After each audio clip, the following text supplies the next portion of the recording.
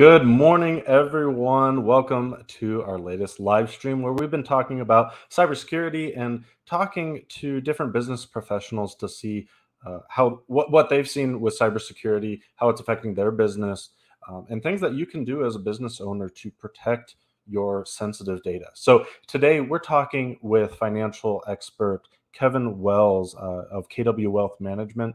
So we're going to bring him on and see what he has to share with all of us. We will be right back.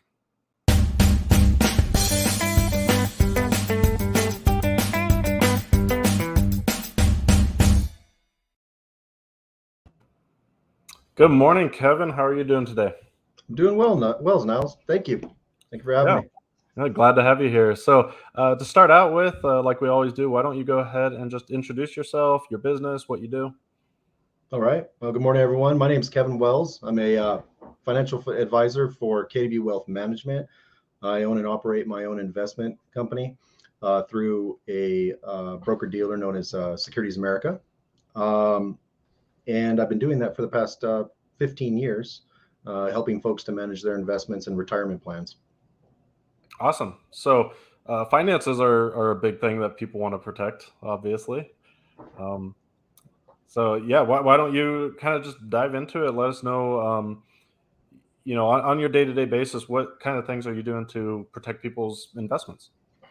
Well, there's quite a bit. In fact, not only do I help to manage some of those things on a local level by taking care of my own systems and utilizing some of the services that you offer to fill in the gaps that I have between what I do and what my broker dealer does to make sure that they're managing their obligations as well. Very similar to what the rest of the finance industry and in some cases medical industry have as far as their requirements to protect information. It's pretty darn stringent because it's just such sensitive information, everything from your driver's license all the way to your social security number, your kids' names, their birth dates, all kinds of information that could potentially get stolen that we just need to be very aware of that it could get out there. And so one of the things that I do is I manage my own systems by locking that down pretty tight. I encrypt a lot of the data.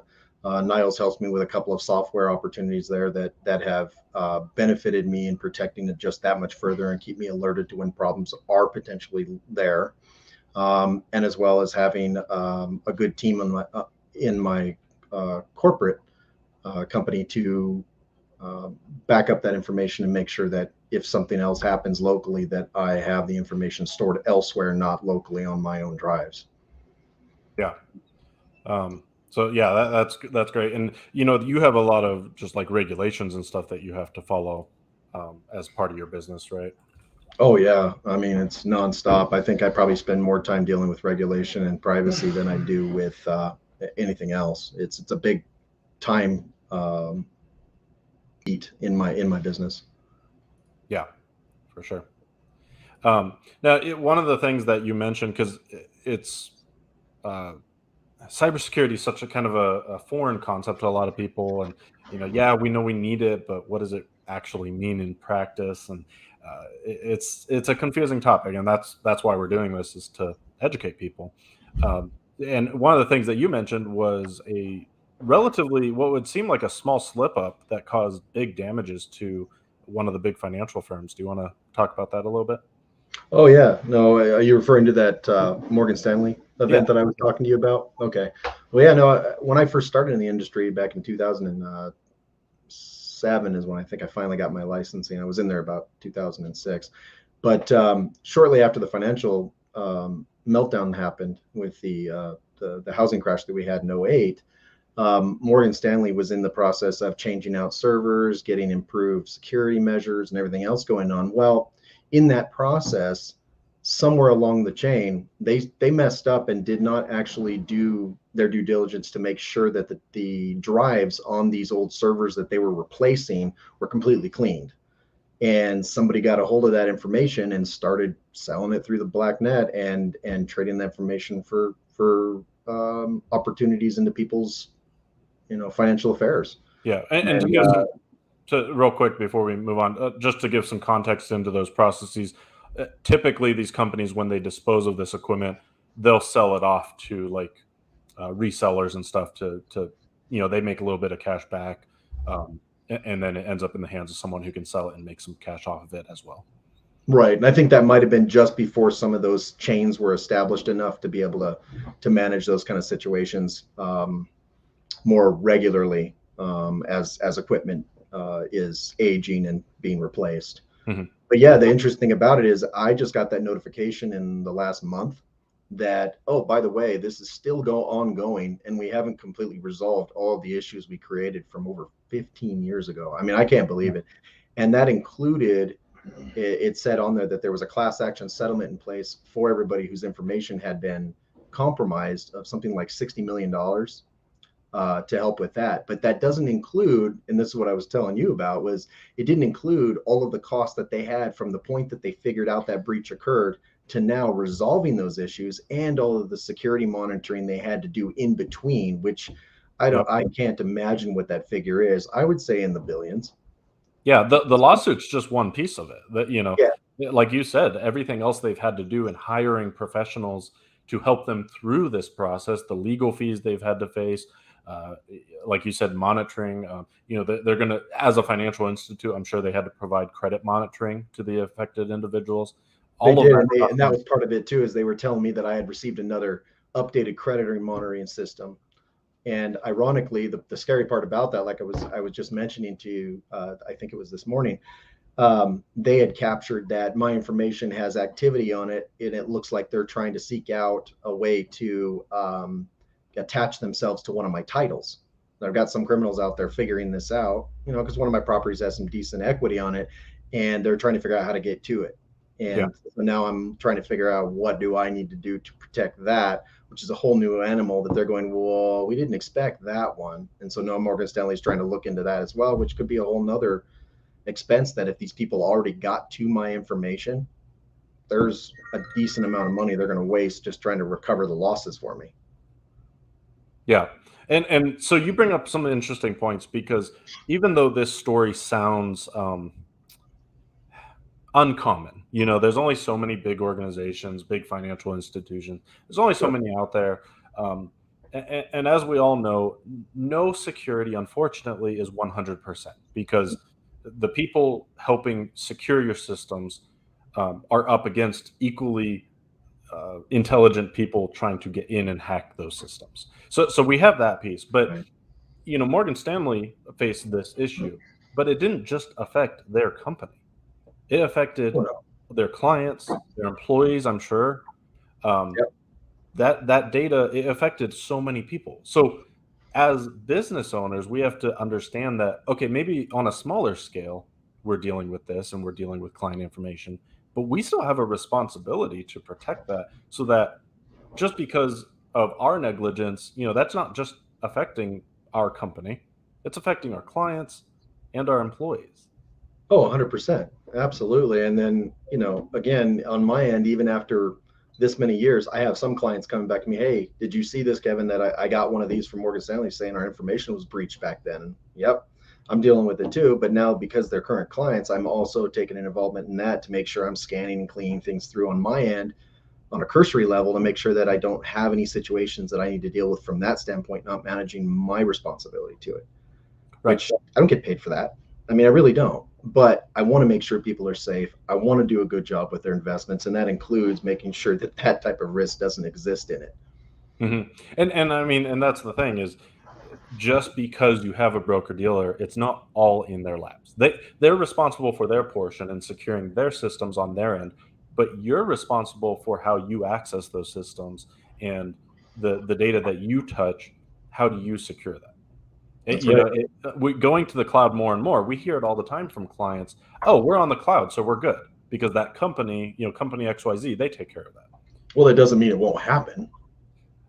Right. But you still have a part to play, even though you have a cloud provider or a bigger company that's dealing with some of the security. Yeah, you still have a part to play in that. Oh yeah, 100%. I mean, even though Securities America and Advisor Group, which is the parent to the whole picture, even though they have substantial backing from my errors and omissions and any cybersecurity or ransomware threats, if I don't meet the basic obligations of following what they're asking me to do, I could be held liable for it anyway. And I really don't want to be in that spot, because I can see just how quickly those costs can mount up from having one forensics person chase it down. I mean, you're hundreds of thousands of dollars over, in some cases, could be a small account that it doesn't really warrant that kind of expense, but because it happened, it's got to go through it. Yeah.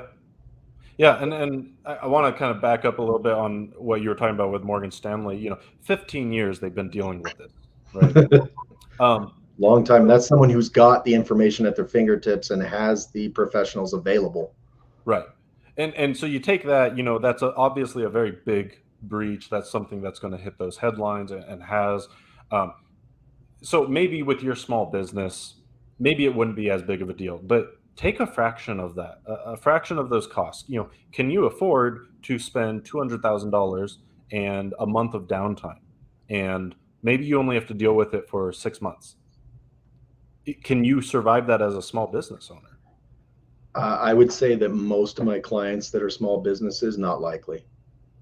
Yeah. No, I'd say that would dang near take them out unless we could find a way to mirror their system and get it up and running very, very quickly. And I know you have some things where that helps, and there's ways to shut down and create a proxy of everything to be able to get them continuing to move forward. But you're talking about an individual that had the forethought to consider that as a potential risk, even though maybe it wasn't necessary at the time, or maybe it seems like a cost that could be expensive to them that doesn't seem to have a lot of results. When time matters, you need it. And Mhm. I have different access points for my systems, and if something happens like that, I've got the ability to talk to my tech support as well as you, and have them either lock down, melt down that drive, whatever needs to be done to stop whatever potential risks there are, and mirror something else in a different location so that maybe they can continue to track that particular person that's trying to get into the systems and figure out where they are, and maybe even get a prosecution out of it. I don't know. I know Morgan Stanley used to do that. When someone would get into the accounts, they would mirror them and let them continue on fake money, so to speak, or the company's money, to track them down, because in a lot of cases that was easier to do than sending out someone to try and chase them. Yeah, yeah, and there's a lot to be done, um, on both sides of the coin. Yeah. But I think the biggest thing that we want to talk about and encourage everyone to do is be proactive instead of just reactive. It's great that we have different resources and legal recourses when something does happen bad, but frankly, that doesn't undo the damage that's done. Yes, No. maybe you can recover your financials, and protect yourself to an extent after the fact, but if you're not protecting your information and the business data that you deal with every day, if you're not protecting that and doing your due diligence to avoid an attack in the first place, that's a pretty risky spot to put yourself in. Oh, 100%. I would agree with that. It's always a challenge to try and balance how much concern you should really have for that versus the expense related to it, and what the amount of time is that you're going to invest in it when it does occur. Mhm. Because it's almost a nebulous concept to really understand what that really means to you until you dealt with it.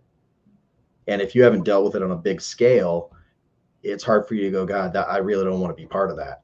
I would rather just pay to have somebody help me take care of this, and avoid the potential risk, even though I know this isn't money that I will recover quickly, but it will save me a lot if it occurs. Yeah, It's like yeah, having it's like having that fire alarm in your house and replacing the battery every year. You're going to spend the money to do that. And maybe you never have an event with that fire alarm, but what if? I mean, are your kids worth the cost of that battery or that unit to stick up there that's annoying and squawks at you every so often because you have to replace it? I mean, yeah, and yeah, and your family is going to be worth it for that one time. I mean, how many smoke detectors yeah, have you replaced the batteries on, or rebuilt, had to put new smoke detectors in themselves, that have cost you money that you've never really seen a return on? yeah, yeah, exactly. I mean, are you going to wait until there's a fire in your kitchen and hold on, let me put the batteries in my smoke alarm?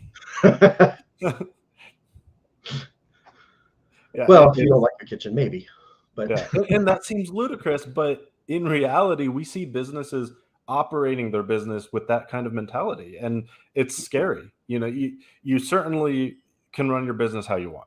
Don't get me wrong, but make sure you're aware of these risks and you're really thinking through what your strategy is to manage them. And Um, if it's a situation where you're uh, the return on your money versus the cost of doing something like this and having a managed service in place doesn't make a lot of sense, at least do the basics that are going to shore up the risk, mhm. and then know who you got to contact and know who you need to get involved when a time comes that something serious does happen, so they can mitigate it as quickly as possible. And either Yep. way, whether you pay it over the long term in a monthly contract or an annual contract situation, or you do it when the event happens, you're going to end up spending more when the event happens versus over the long term. It Yeah. just, Yeah. so it's almost like bite the bullet in some instances. Yeah, with cybersecurity, there's two things I want to say in response to what you said. So one, um, when your cybersecurity is working, and when all these things are working, you don't hear about it.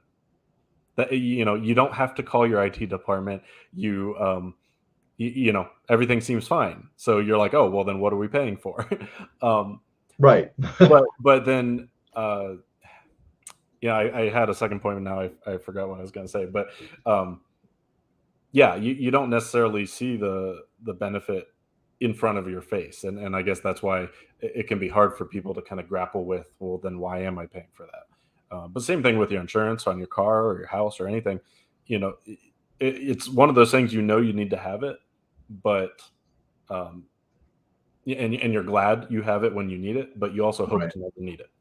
So Yeah, and that's where I even talk to folks when they're in my offices about that stuff, and they hear about it, or they bring me some sort of um, voting proxy or something that's talking about the security issues and the risks related to individual companies or something that was compromised. I ask them personally, it's like, do you have any kind of antivirus? Do you have any kind of malware? Do you have a way to protect yourself from someone breaching those systems easily? yeah, And if the answer is no, I'm going, well, I got a guy you should talk to for that, and at least know what you're dealing with, because he's very aware of um, the potential risks of that, and it can at least get you started on the basics that are going to protect you. And then if you need more because of what your exposures are, then by all means, have them quote it out for you. And it's worth the chance to protect yourself if you have concerns about it. yeah. It's not something that can be ignored anymore. We've skated by, um, and a lot of businesses have frankly gotten lucky over the last 10, 15, 20 years, where the protections that everyone or many people have in place really aren't sufficient. And we've skated by where, okay, luckily a lot of businesses have not faced a real cyber attack, but Yeah. we are seeing exponential increases every single year now for the past like 5 years. Huge increases in cyber attacks. It's getting easier for cyber criminals to do what they do, and you have very smart people working on the wrong side of the law to steal anybody and everybody's data. And it's question based on that too, is that I've always heard, and this is one of the things that I think I understand the gist of it, but I'm not on board with it yet. Is the difference between a PC and an iOS or Mac Apple type build, because one is used more regularly in the industry versus the other. Is there any less risk of the attacks if you own an Apple or a Mac product versus a PC? Absolutely not. Not nowadays. Did it used to be That that way? I'm sorry. Did it used to be that way because the percentage of people, it was just not as viable to attack them? Um, I mean, so that concept still holds true, but there's some fallacies that we need to kind of make people aware of. So, um, yeah, okay. So typically, the number of attacks against Mac are less, but your computer is not really what these attackers are going after directly anymore. That's not their prime target. Their prime target is a lot of these cloud applications that we're using, like your email. Your email account is the number one thing that hackers are going after, because one, it typically is easy for them to get into because most businesses don't have very good protections on the account. And then two, you rely on that account so much. That's how you communicate with your clients, with your employees. within your organization, outside the organization, they can do so much damage just by getting into your email system. And that has nothing to do with your computer. True, true. So, And I've so, had, so and I've that's had a one. lot of training on that with the spear phishing and the what's the other one? I'm trying to remember the name right now. It's just not coming to you. The other style that they'll use, which are the links that are dead and then end up inserting a code to the computer. Yeah. I've had a lot of experience dealing with those, and in some cases, unfortunately, clients have gotten those and ended up sending money off to people they don't know. In fact, as good as I am about making sure people don't click on links, don't talk to people they don't know, don't call numbers that are listed on their emails, they still do it. And I had a client 2 months ago now lost over $180,000 of their savings account because they had given that information up to the individual and they cleaned them out, and they're in a country they can't do anything about. Yeah. And so what have you seen with wire transfers? What happens? What recourse do you have if you accidentally wire transfer something to the wrong person? Well, being that I actually worked in the banks as well with JP Morgan in their private bank for almost 10 years of my career, almost nothing. Yeah. Unless you catch it in the process of the transition, as soon as it clears the Fed, it's done. There's nothing you can do to pull it back. It's over. And what about the insurance on your bank? The insurance on the bank, it would depend on if it was fraud because of something that was internally allowed to happen. So if one of their policies failed, they would have to recover it for you. But if you, as an individual, allowed it to occur, like this client did that I was dealing with, the bank doesn't protect it. I mean, how can you ask the bank to protect something that you said, yeah, here's my information, without having a second thought about why you're talking to someone who claims to be from Microsoft but sent you an email and said your computer is infected, but instead of calling the company directly, they contacted whatever the number was thinking that was the right one. And that does happen way more often than it probably should. But those attacks are occurring not just on elderly or senior citizens, it's people our age that are occurring. And, I've seen it happen. I've seen IT professionals fall victim to some of these scams. Everybody is a target and everybody can fall for these scams. The people deploying these scams are very clever. I have emails that I get every week where I have to look 2 or 3 times and be like, wait a minute, is this legitimate? And then I realize, well, okay, no, it's not. But we have to be so careful because even as a professional working directly in this field every day, I'm tired. I'm focused on some big project that's weighing heavy on my mind, and I get this email. Maybe I'm not in the right state of mind, right? That's what they're looking for. That's what they're looking for. So you don't want to be you don't want to be arrogant and be like, well, I could never, I know what to look for, and that's good, definitely. But don't think that you can't fall for the scams, because I've seen it with every type of individual. Oh yeah. Yeah. Oh yeah. No, it will happen. It will happen. It's just, it's kind of like they talk about folks that like motorcycles. Are you a motorcycle person? I like to look at them. Yeah, I'm kind of the same way. It's like, I'm never going to get on them. I know I'll fall. My wife could kill me if I bought one. Right. The statement that most people that are aware and ride motorcycles regularly say, it's not if I fall, it's when. Yeah. And I'd say that's the same thing with this kind of a situation. It's not if you get attacked, it's when. And whether it's a good hacker or it's a cruddy one, somebody is eventually going to try and get in, and you may fall prey to it. Yeah. And I'm glad you bring that up, because just like riding a motorcycle, driving your car, doing wealth management like you do, cybersecurity like we do, it's all about risk management. There's risks with everything that we do. And what do we do about those risks? On a motorcycle, you're probably going to wear a helmet, maybe, right? Or some people, maybe they're okay with that risk and they say, no, I understand the risk, but I'm not going to wear a helmet. Same thing in business. We encourage you just to at least understand what these risks are, so that you can make an informed decision about how you want to handle it. And That's our biggest goal through this year is educating the community. Hey, these risks are real. These risks are growing. What do you want to do about it? And if you want our help to do something about it, here we are. But making sure you're informed, it's so important.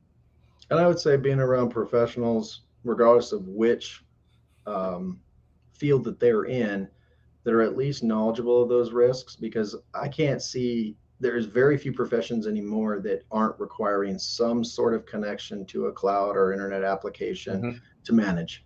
It's just that's how far it's gone from, in the 80s when that, first Commodore 64 came out when I was a kid. They had those and the dot matrix printers to now, you can open things up with your fingerprint or your retinal scan or your facial recognition.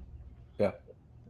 Yeah. There's so many different risks out there that could potentially happen. And as good as people are and as smart and technologically advanced as some of these individuals um, in these companies are, like in Microsoft or in um, Intel or any of these groups building these things, it's human made, and unfortunately, we are prone to error regardless of how good we are. So having multiple layers of protection is just going to be a better situation for you overall. Yeah, definitely. And that's, progress with technology and everywhere. Progress Yeah. introduces new risks, but that doesn't mean we stop progress. All this technology and stuff we have, the cloud services, it's awesome. It allows us to do so much more. We can easily work from home. We can um, have access to any data that we want, when we want it, where we want it. There's a lot of advantages, but just like electricity being introduced, well, you have the threat of getting electrocuted. That's the risk, right? Okay, so you put in your due diligence. We all our wires in our house are insulated, and there's breakers, and right, there's stuff to manage those risks, but we kept moving forward. Um, so that's just like the same way with technology and the connected world we live in. We have this risk of cyber attack, and it's growing, but that doesn't mean we stop progressing. It just means we need to manage those risks. Oh yeah, Yeah, but absolutely. yeah, so we're just about out of time. So let me real quick. Let me get your phone number again. I'll put it up on the screen for everyone. Yeah, absolutely. So my phone number, if anybody wants to talk to me about their investments or just general risks of things they're doing within their portfolios that I can give them some advice on, I'm happy to do so. That's a complimentary piece to what I do. I'd rather folks have good understanding of what they're doing um, and be able to take that back to wherever they're going and have the right questions to ask to keep them informed and keep them up to date on what the better investments are for them and their particular situation. Phone number is 928 277 1799. Okay. So I'll put that on the bottom of the screen. You got both my contact information at TechStop as well as Kevin's information with KW Wealth Management. It's also in the description on YouTube. On Facebook, we'll post a comment with that info for you guys over there. So before we wrap up, if there's just one piece of advice that you can give people for financial security, what is one thing you would recommend people do? As far as financial security, when it comes to their exposure online and dealing with their accounts, Mm-hmm. I would make sure that one of the things that I do, and it's part of the protocols that I have to follow for the policies of the insurance to cover me, is making sure that I'm changing my passwords at least every 30 to 60 days and making them fairly complicated. Maybe even find a way to get a password generator of some kind, a tumbler that gives you automatic ones so you don't have to think about them. Because when you're getting to 9 to 13 characters, it starts to get a little difficult to come up with new ones all the time that you can remember. There's also password authenticator systems. Like I use one of those that help me because I have multiple applications that I use that I can't possibly remember all the passwords to, even if I wanted to. And they're always changing out of cycle with each other. That keeps those for me and allows me to communicate, for instance, with my phone to my systems and tell me when somebody's trying to access it and if I'm okay with it or not.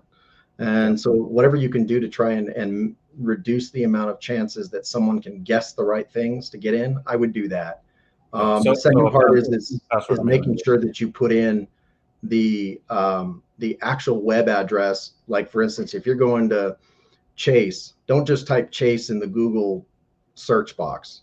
Go in there, and if you do that, look through your web browser and make sure you find the one that shows the HTTPS jpmorganchase.com, the whole piece, and says it's the official site, because otherwise you could link on something that isn't actually them and is just putting up a fake front, and you're giving them all your information, including your current password, and it's not letting you in. You think you're going to the right one, and then you call them, and they've got enough information to actually become you as an identity theft. And something specifically on the financial front, what I would suggest, if you need to get to the website or call your bank or whatever, grab your card out of your wallet. And absolutely. That's what I tell card. Mm-hmm. Yeah. Don't risk going to the wrong site if you're not sure what it is, or calling the wrong phone number. Yeah, so that's awesome. Being in the banks, I can tell you from my time, those 10 years I spent in the bank, there were hundreds of those situations where somebody's computer was compromised and they had their shortcut link set onto their desktop, and they used that instead of going to their web browser and actually typing it in and making sure that they were going to the right address. That thought they were fine. It was their normal everyday routine. And next, they're seeing money start to disappear out of their account because they ended up compromising because they thought that they had a problem with their password and just needed to reset it. Well, they did, but they reset it and gave it to the people that were trying to steal it. Yeah. Yeah. So you can never be too careful. So yeah, that puts us out of time for today. So again, I'm Niles Banghauser with TechStop, providing cybersecurity and IT consulting in Arizona and beyond. And we've got Kevin Wells with KW Wealth Management, excellent financial planner, wealth manager. If you have any questions or need help with your investments, definitely reach out to him. I've used him myself and couldn't be happier with his services. So, all right. So we will see everyone next time. Great. Thanks, Niles. Thank you, everybody.